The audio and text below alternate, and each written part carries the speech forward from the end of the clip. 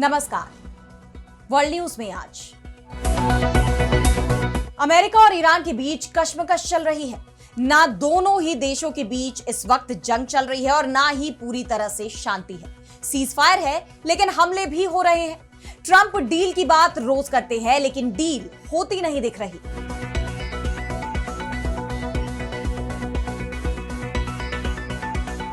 अमेरिकी राष्ट्रपति Donald Trump जल्दी ही जंग खत्म करने की कोशिश कर रहे हैं, लेकिन अब अमेरिका ने ही ईरान को भड़काने वाला काम कर दिया है। ईरान की फ्रीज की गई संपत्ति वापस करने के मामले में वो यू टर्न लेता दिखाई दे रहा है। ईरान का कहना है कि डील के साथ उसकी फ्रीज की गई संपत्ति अमेरिका वापस कर दे, लेकिन अमेरिका इस संपत्ति से जंग में हुए नुकसान की भरपाई की तैयारी में है। जिसके बाद अमेरिका पर भड़का ईरान और उसकी तरफ से यह भी साफ कर दिया गया है कि अगर अमेरिका को डील करनी है तो उसकी शर्तों पर ही करनी होगी। इन सब पर हम करेंगे विस्तार से चर्चा, लेकिन आइए जरा उन खबरों को भी देख लें जिन पर आगे होगी बात। ट्रंप सरकार की जासूसी करा रहा इजरायल, बर्नर फोन का इस्तेमाल कर रहे अमेरिकी अधिकारी। इजरायल ने रिपोर्ट को किया खारिज, कहा आरोप झूठे। रूस यूक्रेन में तेज हो रही जंग। कीव ने रूस के दूसरे सबसे बड़े शहर सेंट पीटर्सबर्ग को बनाया निशाना। मॉस्को ने 376 यूक्रेनी ड्रोन तबाह करने का किया दावा। उत्तर कोरिया ने अमेरिका को दी खुली चुनौती, परमाणु हथियार छोड़ने से किया इनकार। सुप्रीम लीडर किम जोंग ने चीनी राष्ट्रपति जिनपिंग के दौरे से पहले सैन्य ताकत को और बढ़ाने के दिए आदेश। और चलते चलते में देखेंगे समंदर का सबसे शातिर शिकारी, आईने को हथियार बनाकर ऑक्टोपस ने किया कमाल, वैज्ञानिक भी हैरान। इन सभी खबरों पर हम विस्तार से करेंगे बात, लेकिन पहले एक नजर हेडलाइंस पर। भारतीयों के खिलाफ नफरत नहीं चलेगी, सिंगापुर ने भड़काऊ सोशल मीडिया पोस्ट पर लिया एक्शन। चीन से आई पोस्ट में की गई थी नस्लीय नफरत फैलाने की कोशिश। अमेरिकी राष्ट्रपति ट्रंप ने पूर्व एनएसए को बताया बुरा और भ्रष्ट इंसान, बोले बेईमानी की कीमत चुका रहे जॉन बोल्टन। पूर्व एनएसए पर गोपनीय दस्तावेजों को अपने पास रखने का आरोप। अमेरिकी राष्ट्रपति ट्रंप की टेक टीम को बड़ा झटका, व्हाइट हाउस के एआई सलाहकार श्रीराम कृष्णन देंगे इस्तीफा। 18 महीने बाद किया पद छोड़ने का फैसला। भारत और नेपाल के बीच यूपीआई लिंक लॉन्च, अब दोनों देशों में आसान होगा पैसा भेजना। भारत के विदेश मंत्री जयशंकर की नेपाली समकक्ष शिशिर खनाल से बैठक में हुआ फैसला।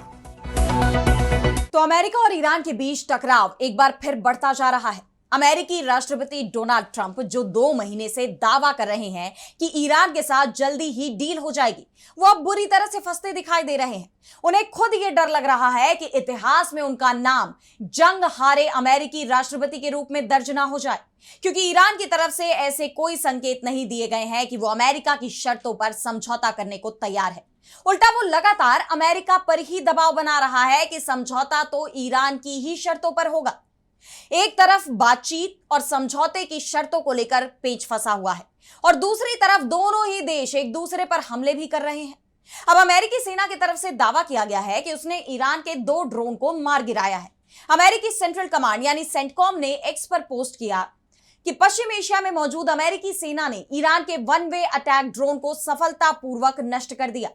ये ड्रोन रणनीतिक रूप से अहम हॉर्मुज जलडमरू मध्य में अंतरराष्ट्रीय शिपिंग के लिए खतरा पैदा कर रहे थे। अमेरिकी सेना हाई अलर्ट पर है और इलाके में आगे के खतरों का सामना करने के लिए तैयार है। अमेरिका का कहना है कि ड्रोन ईरान की तरफ से आए थे, वहीं ईरान का कहना है कि अमेरिका फर्जी खबरें फैला रहा है। और यह सब कुछ तब हुआ जब पाकिस्तान के गृह मंत्री मोहसिन नकवी ईरान पहुंचे हुए हैं। अमेरिका और ईरान के बीच पाकिस्तान ही मध्यस्थता की कोशिश कर रहा है। पाकिस्तान ये दिखाने की कोशिश कर रहा है कि वो दोनों देशों के बीच समझौता करा सकता है, लेकिन अमेरिका के राष्ट्रपति डोनाल्ड ट्रंप ही इसमें सबसे बड़ी बाधा बनते दिखाई दे रहे हैं, क्योंकि समझौते की सबसे बड़ी शर्त जो ईरान की तरफ से रखी गई है वो है उसकी फ्रीज की गई संपत्तियों को वापस लौटाया जाए। लेकिन अमेरिका ये मानने को तैयार नहीं है। और अब जैसे ही ये खबर ईरान के पास पहुंची है कि ट्रंप प्रशासन ईरान की जब्त संपत्ति को खाड़ी के अपने सहयोगी देशों को दे सकता है, जिससे वो देश ईरान के हमलों से हुए नुकसान की भरपाई कर सके।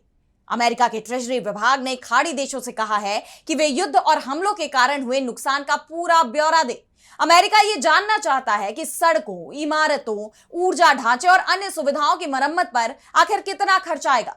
यानी जंग में जो नुकसान अमेरिका के सहयोगी देशों को हुआ है, जो खाड़ी में मौजूद हैं, अमेरिका उसकी भरपाई ईरान की फ्रीज्ड संपत्ति से करेगा। ऐसा होता है तो फिर यह भी तय है कि युद्ध बंदी की कोशिशें पूरी तरह फेल हो जाएंगी और हॉर्मूज खुलने की उम्मीद भी खत्म हो जाएगी। वैसे भी ईरान हॉर्मूज पर टोल वसूली के अपने फैसले पर अड़ा हुआ है और अब खबरें यह भी सामने आ रही हैं कि अमेरिका की धमकियों की परवाह नहीं करते हुए ओमान ने भी ईरान के प्रस्ताव पर आगे बढ़ने की तैयारी शुरू कर दी है। अगर हॉर्मूज स्ट्रेट में ईरान ने टोल वसूली शुरू की तब इसे ट्रंप की सबसे बड़ी हार मानी जाएगी। वैसे भी अमेरिका पर ईरान जंग हारने का खतरा मंडराने लगा है। अब ट्रंप की सबसे बड़ी चिंता यह भी है कि अमेरिकी संसद ने उनकी युद्ध की ताकत ही छीन ली है। अमेरिकी संसद के दोनों ही सदनों से ट्रंप के जंग के आदेश देने की ताकत पर कंट्रोल लगा दिया गया है, जिसके बाद ट्रंप के पास ईरान से डील करने के अलावा अब कोई दूसरा विकल्प बचता नहीं दिख रहा। यानी ट्रंप ईरान जंग में मुश्किल में फंस गए हैं। और अब बढ़ते हैं अगली खबर की तरफ, जहां हम बात करेंगे अमेरिका के खिलाफ इजरायल की बड़ी साजिश की। तो वैसे तो अमेरिका और इजरायल एक दूसरे के सबसे अहम सहयोगी माने जाते हैं, जहां पूरी दुनिया इजरायल की आक्रामकता का विरोध कर रही है। गजा से लेकर लिबनान तक आप लगातार देख रहे हैं कि कैसे इजरायली हमलों ने वहां का जनजीवन अस्त व्यस्त कर दिया है। तमाम देश इजरायल के हमलों की निंदा कर रहे हैं, लेकिन अमेरिका की तरफ से इजरायल पर कोई एक्शन नहीं लिया जा रहा। इस दौरान ईरान के दबाव में अमेरिकी राष्ट्रपति डोनाल्ड ट्रंप की इजरायली प्रधानमंत्री बेंयामिन नेतन्याहू के साथ जरूर बहस हुई, लेकिन अब भी इजरायल की कार्रवाई रुकने का नाम नहीं ले रही।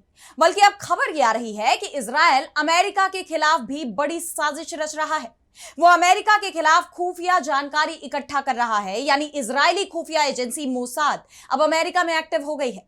जी हां, ये चिंता खुद अमेरिकी रक्षा विभाग यानी पेंटागन ने जताई है। अमेरिकी मीडिया एनबीसी न्यूज की रिपोर्ट के मुताबिक 2 मौजूदा और एक पूर्व अमेरिकी अधिकारी ने बताया कि पेंटागन की डिफेंस इंटेलिजेंस एजेंसी यानी डीआईए ने हाल ही में इजरायल से जुड़े काउंटर इंटेलिजेंस खतरे का स्तर बढ़ाकर क्रिटिकल कर दिया है। यह एजेंसी का सबसे गंभीर अलर्ट माना जाता है। अमेरिकी अधिकारियों का कहना है कि सहयोगी देशों के बीच भी खुफिया जानकारी जुटाना आम बात है, लेकिन इजरायल की गतिविधियों को लेकर इस बार ज्यादा चिंता जताई गई है। इसके बाद न्यूयॉर्क टाइम्स ने भी इस पर अपनी रिपोर्ट जारी की और उसमें भी बताया गया कि पेंटागन की रक्षा खुफिया एजेंसी डीआईए ने इस आशंका के मद्देनजर अलर्ट स्तर बढ़ा दिया है कि इजरायल अमेरिकी टॉप अधिकारियों की जासूसी करने की कोशिश कर रहा है। इजरायल पर आरोप ये लगाए जा रहे हैं कि इसका उद्देश्य ईरान के साथ जंग खत्म करने के संबंध में व्हाइट हाउस की आंतरिक चर्चाओं को समझना है। रिपोर्ट्स के मुताबिक डीआईए ने इस मामले से जुड़े 7 पन्नों का एक दस्तावेज भी तैयार किया है, जिनमें उन घटनाओं का जिक्र है जिनसे उनकी ये चिंता बढ़ी। दस्तावेजों के मुताबिक 1980 के दशक में अमेरिकी खुफिया एनालिस्ट जोनाथन पोलार्ड को इजरायल को सीक्रेट दस्तावेज देने के मामले में 30 साल की जेल हुई थी। वहीं 2013 में एडवर्ड स्नोडेन के खुलासों से यह भी सामने आया कि अमेरिका खुद अपने सहयोगी देशों की जासूसी करता है और उनसे जुड़ी खुफिया जानकारी जुटाता है। बताया तो यह भी जा रहा है कि इसी वजह से इजरायल जाने वाले अमेरिकी अधिकारी बर्नर फोन यानी अस्थायी मोबाइल फोन और क्लीन लैपटॉप का इस्तेमाल करते हैं, ताकि उनकी संवेदनशील जानकारी सुरक्षित रहे। वे होटल के कमरों में महत्वपूर्ण या गोपनीय बातचीत करने से भी बचते हैं। अमेरिका और इजरायल के करीबी संबंधों को देखते हुए इजरायल की तरफ से ऐसा कदम उठाना बहुत ही चौंकाने वाला है। हालांकि इजरायल ने इन आरोपों को पूरी तरह खारिज कर दिया है।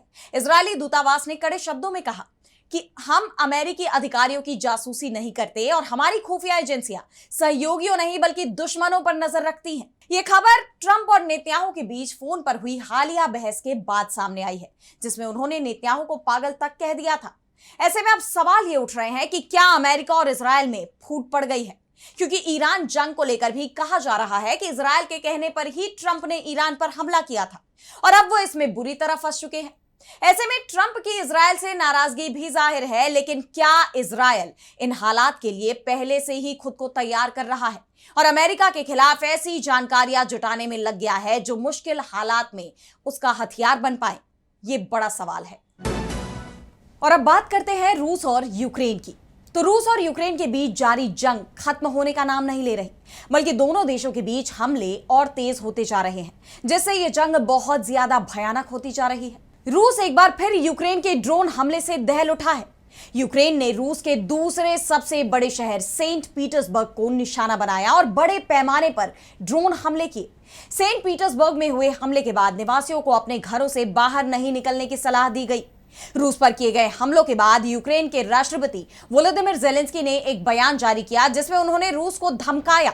ज़ेलेंस्की ने कहा कि यूक्रेनी ड्रोन्स ने रात भर में रूस के दक्षिणी क्रास्नोदार इलाके में एक ऑयल डिपो और उत्तरी रूस में सेंट पीटर्सबर्ग के पास एक मिलिट्री बेस पर हमला किया। इसके साथ ही ज़ेलेंस्की ने रूस को चेतावनी भी दी, साफ कह दिया कि रूस को अपना युद्ध खत्म करना होगा और लोगों की जान लेने वाले हमले रोकने होंगे। यूक्रेन के खिलाफ अन्याय की किसी भी हरकत का सही जवाब दिया जाएगा। अब इस युद्ध को खत्म करने का समय आ गया है। हालांकि यूक्रेन की तरफ से रूस पर जो हमले किए गए उसे रोकने में रूस कामयाब भी रहा और इसकी जानकारी खुद रूस की तरफ से दी गई। रूस के रक्षा मंत्रालय ने दावा किया कि सेंट पीटर्सबर्ग, क्रीमिया और आज़ोव सागर और काला सागर सहित 16 क्षेत्रों और इलाकों में ड्रोन गिराए गए। हमारी वायु रक्षा प्रणाली ने कुल 376 यूक्रेनी ड्रोन तबाह कर दिए। वहीं सेंट पीटर्सबर्ग के गवर्नर अलेक्जेंडर बेगलोव ने लोगों को घरों में ही रहने की सलाह दी है। बता दें कि यूक्रेन की तरफ से यह हमला ऐसे वक्त में हुआ है जब सेंट पीटर्सबर्ग अंतरराष्ट्रीय आर्थिक मंच यानी SPIEF रूस में आयोजित किया गया था। इसमें 130 से ज्यादा देशों के लोग शामिल हुए। ऐसे में यूक्रेन के इन हमलों के बाद रूस का गुस्सा भड़क उठा है। रूस ने इस पर कड़ी प्रतिक्रिया दी।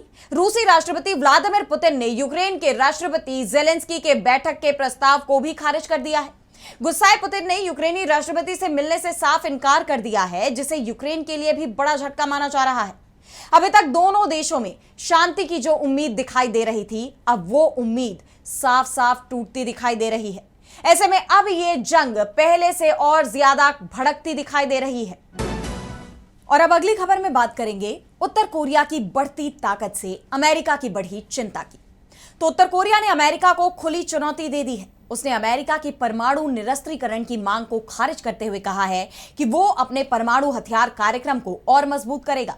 देश के supreme leader Kim Jong Un की बहन किम यो जोंग ने कहा कि उत्तर कोरिया को परमाणु शक्ति राष्ट्र के रूप में मान्यता मिल चुकी है और अमेरिका की तरफ से इसे बदलने की कोशिश का कोई कानूनी महत्व नहीं है।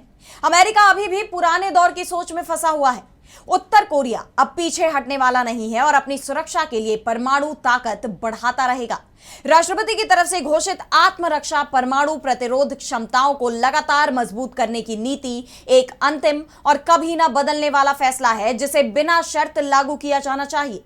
इसके साथ ही उन्होंने अमेरिका के उस दावे को भी खारिज कर दिया जिसमें कहा गया था कि अमेरिका के राष्ट्रपति डोनाल्ड ट्रंप और चीन के राष्ट्रपति शी जिनपिंग ने उत्तर कोरिया के परमाणु निरस्त्रीकरण पर सहमति जताई है। यह पूरा घटनाक्रम जिनपिंग के उत्तर कोरिया दौरे से ठीक पहले सामने आया है। दरअसल किम जोंग उनके निमंत्रण पर चीनी राष्ट्रपति 8 और 9 जून को 2 दिवसीय राजकीय यात्रा पर उत्तर कोरिया जाएंगे। उनके दौरे से पहले उत्तर कोरिया लगातार अपनी ताकत का प्रदर्शन कर रहा है, खासतौर पर अपने परमाणु कार्यक्रम पर उसका पूरा फोकस बना हुआ है। हाल ही में किम जोंग उन ने नए 5000 टन के युद्धपोत कांगकोन के समुद्री परीक्षणों का निरीक्षण किया और साथ ही उन्होंने परमाणु हथियारों से लैस नौसेना के निर्माण की योजना तेज करने का भी ऐलान किया है। सरकारी समाचार एजेंसी KCNA के मुताबिक किम ने कहा कि उत्तर कोरिया को ऐसी नौसैनिक शक्ति विकसित करनी होगी जो किसी भी वक्त समुद्र के ऊपर या नीचे से दुश्मन को करारा जवाब देने में सक्षम हो। परमाणु युद्ध को रोकने के लिए प्योंगयांग को अपनी नौसैनिक क्षमताओं को बढ़ाना होगा। किम जोंग उन ने उत्तर कोरियाई नौसेना को 10,000 टन का कांगकोन डिस्ट्रॉयर और 5,000 टन के एक अन्य युद्धपोत चोयोन को जल्द से जल्द तैनात करने का आदेश दिया है। किम जोंग जिस तरह अपनी सैन्य शक्तियों को बढ़ाने में जुटे हुए हैं, उसे लेकर पूरी दुनिया की टेंशन बढ़ती जा रही है, खासतौर पर अमेरिका की। पहले ही चीन और उत्तर कोरिया की बढ़ती नजदीकियां उसकी चिंता का विषय बनी हुई थी और अब उसका परमाणु कार्यक्रम को और मजबूत बनाने का फैसला अमेरिका के लिए खतरे की घंटी माना जा रहा है, क्योंकि दक्षिण कोरिया के साथ उत्तर कोरिया का टकराव लगातार बना हुआ है और दक्षिण कोरिया अमेरिका का अहम सहयोगी है। वहां अमेरिका का अपना सैन्य बेस भी है। चिंता की बात यह भी है कि उत्तर कोरिया के पास अमेरिका तक मार करने की क्षमता रखने वाली मिसाइलें भी मौजूद है। ऐसे में उत्तर कोरिया की बढ़ती ये ताकत अमेरिका की मुश्किलें बढ़ाती जा रही है। और अब चलते चलते में बात करेंगे समंदर के सबसे शातिर शिकारी की। अक्सर जब भी दुनिया में सबसे बुद्धिमान जीवों की बात होती है तो हमारे जहन में इंसान, डॉल्फिन, चिंपैंजी या फिर कुछ खास पक्षियों का नाम ही आता है। कोई अपनी तेज सूंघने की क्षमता से खतरे को भांप लेता है, तो कोई मामूली सी आहट सुनकर सतर्क हो जाता है। लेकिन जरा सोचिए कि अगर कोई जीव आईने को सिर्फ अपनी शक्ल देखने के लिए नहीं बल्कि एक औजार की तरह इस्तेमाल करके छिपा हुआ खाना ढूंढ ले, तो आप इसे क्या कहेंगे? ये सुनने में किसी साइंस फिक्शन की कहानी जैसा लगता है, लेकिन समंदर की गहराइयों से आई एक नई खोज ने वैज्ञानिकों को भी हैरान कर दिया। ये कहानी है ऑक्टोपस की, उस रहस्यमय जीव की जो पहले ही अपनी चालाकी, रूप बदलने की कला और हैरत अंगेज हरकतों के लिए मशहूर है। लेकिन अब उसने अपनी बुद्धिमानी का एक ऐसा नमूना पेश किया है जिसने जीव विज्ञान की दुनिया में एक नई बहस छेड़ दी है। समंदर की अंधेरी और शांत गहराइयों में रहने वाला ऑक्टोपस हमेशा से वैज्ञानिकों के लिए एक पहेली रहा है। कभी ये अपने रंग और आकार बदलकर दुश्मनों को धोखा देता है, तो कभी ऐसी जगहों से निकल भागता है जहां से बच निकलना भी नामुमकिन माना जाता है। लेकिन इस बार उसने जो किया, उसने इंसानी दिमाग और जानवरों की बुद्धिमत्ता के बीच की दूरी को और कम कर दिया है। दरअसल अमेरिका के डार्टमाउथ कॉलेज के शोधकर्ताओं ने हाल ही में एक ऐसा प्रयोग किया जिसने यह साबित कर दिया कि ऑक्टोपस आईने का इस्तेमाल अपने आसपास की दुनिया को समझने के लिए कर सकता है। यानी वो सिर्फ प्रतिबिंब नहीं देखता बल्कि उससे जानकारी हासिल कर सही फैसला भी लेता है। दरअसल वैज्ञानिकों ने कैलिफोर्निया की 3 अलग अलग प्रजातियों के ऑक्टोपस पर यह स्टडी की। प्रयोग बेहद दिलचस्प था। भोजन को ऐसी जगह छिपाया गया जहां ऑक्टोपस उसे सीधे नहीं देख सकता था। खाना केवल आईने में दिखाई दे रहा था। अब सवाल यह था कि क्या ऑक्टोपस आईने में दिख रही तस्वीर को समझ पाएगा, और इसका नतीजा बेहद चौंकाने वाला निकला। ऑक्टोपस आईने में दिख रहे खाने की तरफ नहीं दौड़ा, बल्कि उसने यह समझ लिया कि प्रतिबिंब असली चीज नहीं है। उसने आईने से मिली जानकारी का इस्तेमाल किया और सीधे उस जगह पहुंच गया जहां असल में खाना छिपा हुआ था। अब इस एक्सपेरिमेंट की बात करें तो सबसे पहले उन्हें अपने टैंक में रखे आईने से परिचित होने का समय दिया गया। फिर एक कांच के जार में बंद जिंदा केकड़े को आईने के सामने रखा गया। इनाम तक पहुंचने के लिए ऑक्टोपस को आईने में दिखाई दे रही जानकारी के आधार पर सही दिशा चुननी थी, और ऑक्टोपस ने बार बार यह साबित किया कि वो सिर्फ देख नहीं रहा था बल्कि समझ भी रहा था। इस बार असली केकड़े की जगह स्क्रीन पर एक वर्चुअल केकड़ा दिखाया गया और ऑक्टोपस को एक विशेष बॉक्स में रखा गया जिसके सामने आईना था। वर्चुअल केकड़ा उसके पीछे बाईं या दाईं तरफ दिखाई देता था, जिसे वो केवल आईने में ही देख सकता था। लेकिन नतीजा फिर वही रहा, यानी समंदर की चट्टानों और कोरल के बीच छिपकर शिकार करने वाला ये जीव अब सिर्फ एक समुद्री प्राणी नहीं रहा बल्कि बुद्धिमत्ता की नई परिभाषा बनता जा रहा है। ऑक्टोपस ने एक बार फिर साबित कर दिया है कि प्रकृति के रहस्य हमारी कल्पना से कहीं ज्यादा गहरे हैं, और शायद यही वजह है कि विज्ञान जितना आगे बढ़ता है, समंदर की गहराइयां उतने ही नए सवाल हमारे सामने खड़े कर देती है। आखिर बिना रीढ़ वाला एक जीव अगर आईने को औजार की तरह इस्तेमाल कर सकता है, तो उसकी बुद्धिमत्ता की सीमा कहां तक है, हम ये सोच भी नहीं सकते। तो कैसी लगी आपकी रिपोर्ट, हमें कमेंट सेक्शन में बताइए। लेकिन आज वर्ल्ड न्यूज में बस इतना ही। देश दुनिया की तमाम बड़ी खबरों के लिए आप देखते रहिए डीबी लाइव, और मुझे दीजिए इजाजत। नमस्कार।